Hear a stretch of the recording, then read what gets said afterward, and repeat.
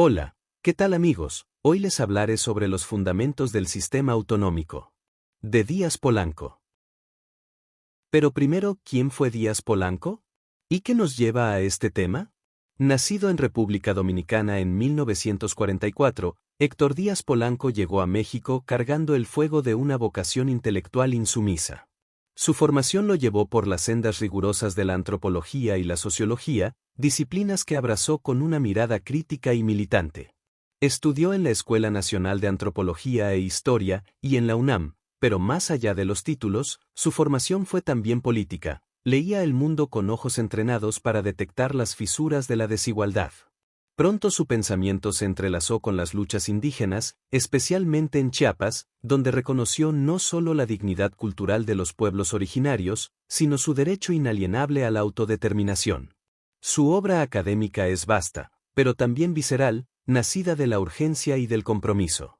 Entre sus contribuciones más notables destaca La Rebelión Zapatista y la Autonomía 1997, un texto ya clásico que no solo analiza el levantamiento del EZLN, sino que legitima la autonomía indígena como horizonte político y ético.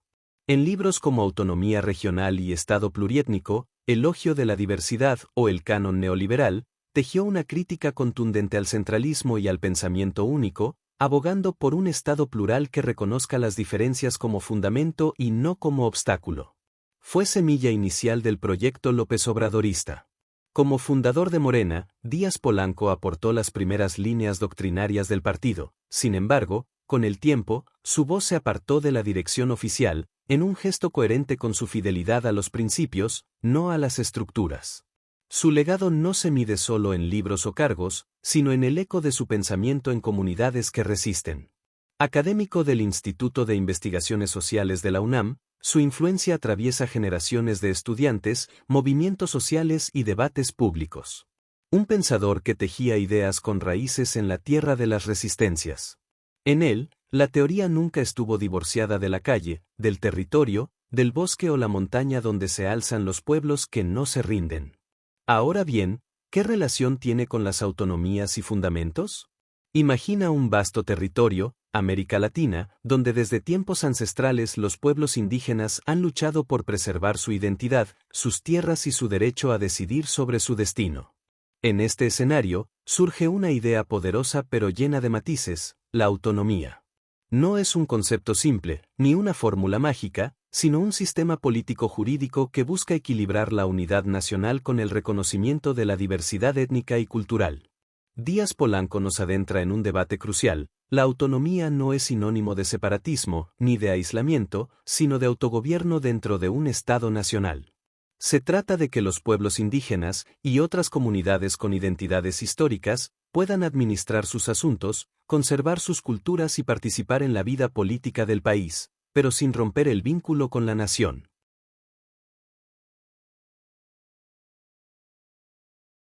Para entender todo esto primero tenemos que entender que es un sistema autonómico. Como explica Díaz Polanco, la autonomía no es sinónimo de separatismo, ni de aislamiento, sino de autogobierno dentro de un Estado nacional. Imagínate esto: un pueblo indígena llega al Palacio de Gobierno. Les ofrecen un trato: pueden gobernarse, mientras nosotros lo permitamos. Esa es la primera visión de la autonomía, el dejar hacer. Y déjame contarte por qué es un espejismo peligroso. El dejar hacer. Yo he visto cómo funciona esto. El Estado dice: muy bien, sigan con sus costumbres, pero no lo escribe en piedra. Es un permiso condicional, como un padre que le presta el auto a su hijo, y se lo quita cuando le da la gana. Ejemplo real: en México, durante el Porfiriato, muchos pueblos conservaron tierras comunales, hasta que el gobierno las quiso para ferrocarriles o latifundios. Lo siento, tiempos modernos, les dijeron. La autonomía sin ley es como una casa sin cimientos, el primer viento la derrumba. ¿Y sabes qué es lo peor?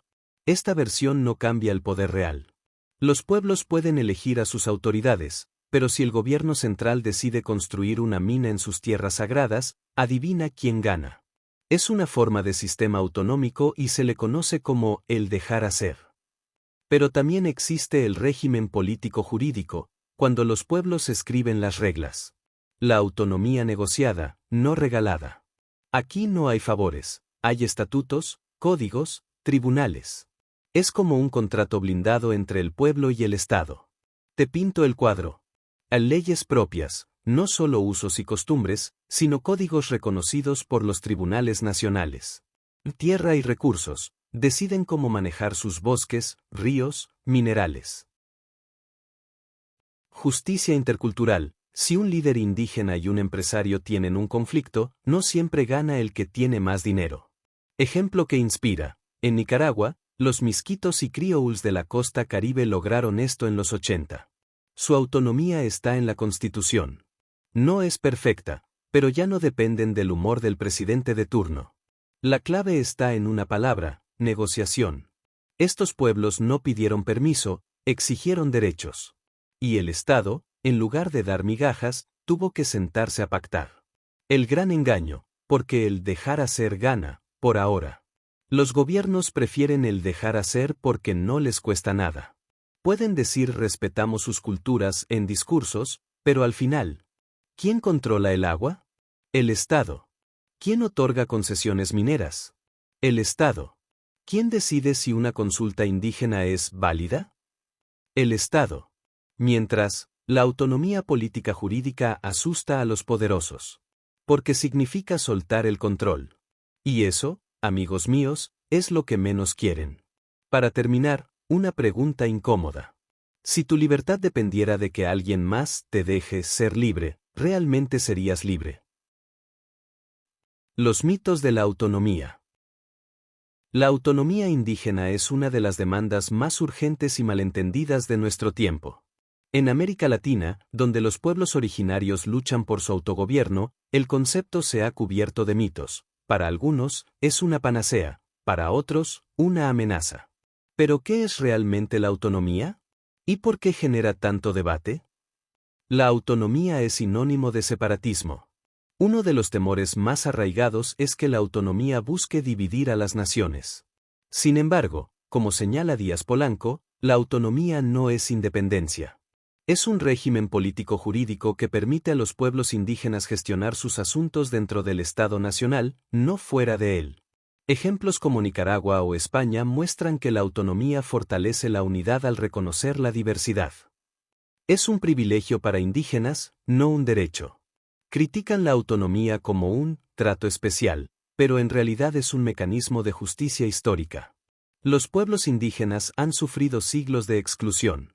La autonomía busca equilibrar esa asimetría, no con privilegios, sino con herramientas para preservar su cultura, territorio y formas de gobierno. Como dice el texto, la igualdad real requiere, a veces, tratar distinto a quienes han sido tratados como desiguales. Punto. La autonomía debilita al Estado. ¿Pierde soberanía un Estado al reconocer autonomías? Todo lo contrario. La autonomía es un pacto de coordinación, no de confrontación. Díaz Polanco lo explica así: el ente autónomo no existe por sí mismo, sino como parte del Estado. Lejos de fragmentar, integra mediante el respeto a la pluralidad. Es una idea exótica, sin raíces en nuestra historia. Se dice que la autonomía es una moda importada. Pero la lucha por el autogobierno es tan antigua como la resistencia indígena. Desde la rebelión de Tehuantepec en 1660 hasta las demandas actuales, los pueblos han buscado decidir sobre sus tierras y recursos. La autonomía no es nueva, es la continuación de una batalla por reconocimiento. Solo beneficia a indígenas, marginando a otros. La autonomía no excluye, incluye bajo nuevos términos. En regiones pluriétnicas, el modelo no expulsa a no indígenas, sino que establece reglas de convivencia basadas en igualdad y respeto mutuo. Como advierte el texto, el régimen autonómico es una escuela de democracia. La autonomía no es un mito, pero está rodeada de ellos. Entenderla requiere dejar atrás prejuicios y escuchar a sus protagonistas, los pueblos que, frente a la homogenización, reclaman el derecho a existir en su diferencia. Como dice Díaz Polanco, la unidad más sólida es la que se funda en la diversidad. Autonomía versus independencia. En el debate sobre los derechos de los pueblos indígenas en América Latina, dos conceptos clave emergen: autonomía e independencia. Pero, ¿qué significan realmente? Según el análisis de Héctor Díaz Polanco en su obra, Por los caminos de la autonomía, estos términos no son sinónimos y sus implicaciones políticas son profundamente distintas. Primero, ¿qué es la autonomía? La autonomía, para Díaz Polanco, es un régimen político-jurídico que permite a ciertos grupos étnicos o regiones ejercer autogobierno dentro de un Estado nacional existente. No busca la separación, sino una integración coordinada basada en el reconocimiento de derechos colectivos. La autonomía es un régimen político-jurídico que permite a ciertas comunidades, con identidades socioculturales diferenciadas, ejercer autogobierno dentro de un Estado nacional. No es una fórmula mágica ni una panacea, sino un mecanismo para resolver conflictos étnico-nacionales mediante la descentralización y el reconocimiento de derechos colectivos. Algunas características de la autonomía son: autogobierno. Las comunidades eligen sus autoridades y administran sus asuntos internos. En marco legal, se acuerda mediante estatutos o leyes nacionales, sin romper con el Estado. El pluralismo busca armonizar la diversidad cultural con la unidad nacional. Ejemplo histórico: las regiones autónomas de Nicaragua, Costa Atlántica, o España, comunidades autónomas. Citando a Díaz Polanco, la autonomía no es separatismo, sino el recurso de una sociedad para resolver conflictos étnico-nacionales dentro de un Estado plural. Sabiendo ya qué es la autonomía y cuáles son algunas de sus características, te hablaré sobre la independencia. ¿Qué es la independencia? La independencia, en cambio, implica la creación de un Estado soberano separado, donde un pueblo o territorio rompe vínculos políticos con el Estado al que pertenecía. Es una opción radical que Díaz Polanco critica cuando se manipula para dividir movimientos sociales. La independencia implica que un grupo o región deja de ser parte del Estado y se convierte en un país separado y soberano. Es una ruptura total. La independencia significa que la nueva entidad no depende de ningún Estado anterior y puede tomar sus propias decisiones sin estar sujeta a un poder superior. Diferencias con la autonomía. Es soberanía plena. Supone fronteras, ejército y política exterior propia. Ruptura, niega la continuidad con el Estado original. Riesgos. Polanco advierte que potencias extranjeras, como Estados Unidos, han promovido falsas luchas independentistas para debilitar proyectos nacionales, como en Nicaragua durante la Revolución Sandinista. Identificar autodeterminación solo con independencia es una trampa que vacía el derecho de los pueblos a decidir su futuro. Díaz Polanco denuncia que algunos sectores reducen la autodeterminación a independencia para 1. Estigmatizar, presentar las demandas indígenas como amenazas separatistas. 2. Dividir, fragmentar movimientos sociales, ejemplo, la costa atlántica en Nicaragua. 3. Ignorar alternativas. La autonomía es una vía intermedia, reconocida incluso en convenios internacionales como el Convenio 169 de la OIT. Los pueblos indígenas no buscan estados propios, sino autonomía para preservar su cultura en marcos nacionales. Entender estos conceptos es crucial porque la autonomía fortalece la democracia al reconocer la diversidad. La independencia, en contextos indígenas, suele ser una excepción, como casos de colonialismo extremo. La lucha real de los pueblos, como muestra Polanco, es por autogobierno, no por fronteras.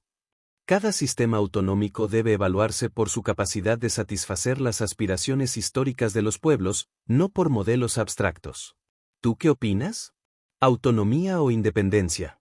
Déjanos tus comentarios. Conclusión.